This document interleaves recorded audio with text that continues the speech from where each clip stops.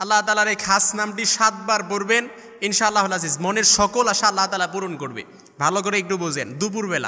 দুপুরবেলা কোন সময় দোয়া কবুলের সময় সেটাও বলে দিচ্ছি। জোহরের আগ মুহূর্তে সেটা হচ্ছে দোয়া কবুলের সময়। এজন্য যতক্ষণ জোহরের ওয়াক্ত থাকবে এর আগ মুহূর্তে আপনি যদি আল্লাহ তাআলার কাছে এই আল্লাহ তাআলার খাস নামটি 7 বার পড়তে পারেন, ইনশাআল্লাহ আপনার মনের সকল আশা পূরণ হবে। আল্লাহ তাআলার 99 ইসমান মান আহসাহু দাখালাল জান্নাহ, যে ব্যক্তি আল্লাহ তাআলার 99 নাম মুখস্থ করবে সে জান্নাতে প্রবেশ করবে। তবে এই 99 নামের ভেতরে এই খাস নামটা আপনি দুপুরবেলায় 7 বার পড়বেন। 7 বার পড়তে পারলে ইনশাআল্লাহুল আজিজ আল্লাহ তাআলা আপনার দোয়াটা কবুল করবে। রব্বুল আলামিন সূরাতুল আরাফে খুব সুন্দরভাবে বলেন, ওয়ালিল্লাহিল আসমাউল হুসনা ফাদউহু বিহা।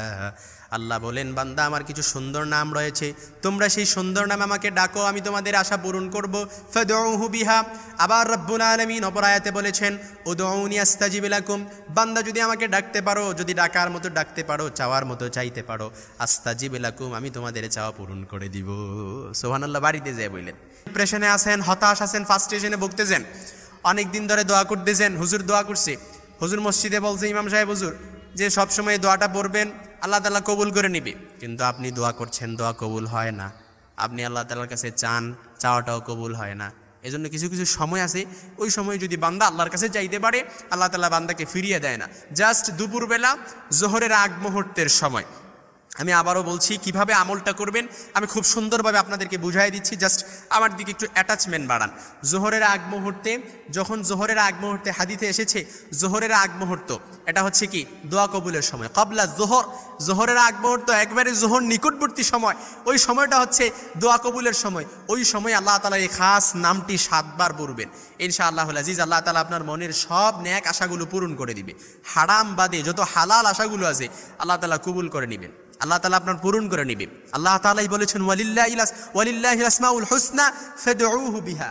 বান্দা তোমরা আমার সুন্দর সুন্দর নামগুলো দিয়ে ধরে যদি ডাকতে পারো, ফাদউহু বিহা, আমি তোমাদের সেই ডাকে সাড়া দিব। আস্তাজিব লাকুম, উদউনি আস্তাজিব লাকুম, তোমরা যদি আমাকে ডাকো আমি তোমাদের ডাকে সাড়া দিব। এই জন্য দুপুরবেলা আল্লাহ তাআলার খাস নামটি কিভাবে পড়বেন, এটা করার জন্য প্রথমে আপনাকে ওযু করা লাগবে। সুন্দর করে ওযু করবেন, যেভাবে আল্লাহ তাআলা আপনাকে শিক্ষা দিয়েছেন, নজর শিক্ষা দিয়েছেন, সেভাবে সুন্দর করে ওযু করে আমরা কয়েকবার দুরূদ শরীফ পড়ব। নির্দিষ্ট সংখ্যক বলা যেতে পারে, আপনি 3 বার পড়তে পারেন কিংবা এর বেশি সংখ্যকও পড়তে পারেন। এর আগে 3 বার দুরূদ শরীফ পড়লে 3 বার পড়বেন এবং দোয়াটি পড়ার পর আবার 3 বার দুরূদ শরীফ পড়বেন।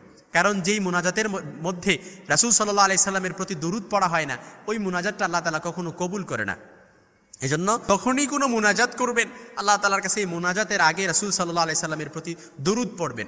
কারণ যেই মুনাজাতে রাসূলের প্রতি দুরূদ পড়া হয় না, মাহজুবুন মুআল্লাকুন বাইনাস সামাই ওয়াল আরদ, আকাশ আর জমিনের মাঝে এই দোয়াটা পেন্ডিং অবস্থায় থাকে, ঝুলন্ত অবস্থায় থাকে। এজন্য মুনাজাত পড়বেন, আগে দুরূদ শরীফ 3 বার পড়বেন এবং পরে দুরূদ শরীফ 3 বার পড়বেন। দোয়াটা পড়ার পর, দোয়াটা হচ্ছে আল্লাহ তাআলার একটা সিফাতি নাম, আর রহমান পরম দয়ালু, ইয়া রহমান, এভাবে 7 বার পড়বেন। 7 বার পড়ার পর আপনি আবার দুরূদ শরীফ 3 বার পড়ে আল্লাহ তাআলার কাছে আবার মুনাজাত করবেন। মুনাজাতে বলবেন, আল্লাহুম্মা গফিরনি, আল্লাহ আপনি আমাকে ক্ষমা করে দেন।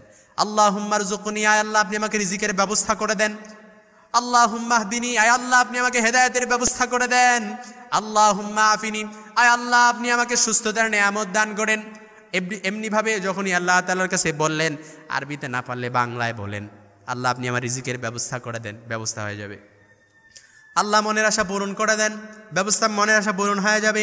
আল্লাহর কাছে বললেন, আল্লাহ ঝামেলায় আছি, মামলা মোকদ্দমায় জড়িয়ে আছি, আল্লাহ আপনি আমাকে পরিত্রাণ দেন, আল্লাহ তাআলা পরিত্রাণ দিবে। এইভাবে যত চাওয়া আছে সব চাওয়াগুলো যদি আল্লাহ তাআলার কাছে এই সিফাতি নামটা ধরে জোহরের আগ মুহূর্তে বলতে পারেন, সাথে সাথে আল্লাহ তাআলা আপনার দোয়াটা কবুল করে নিবে।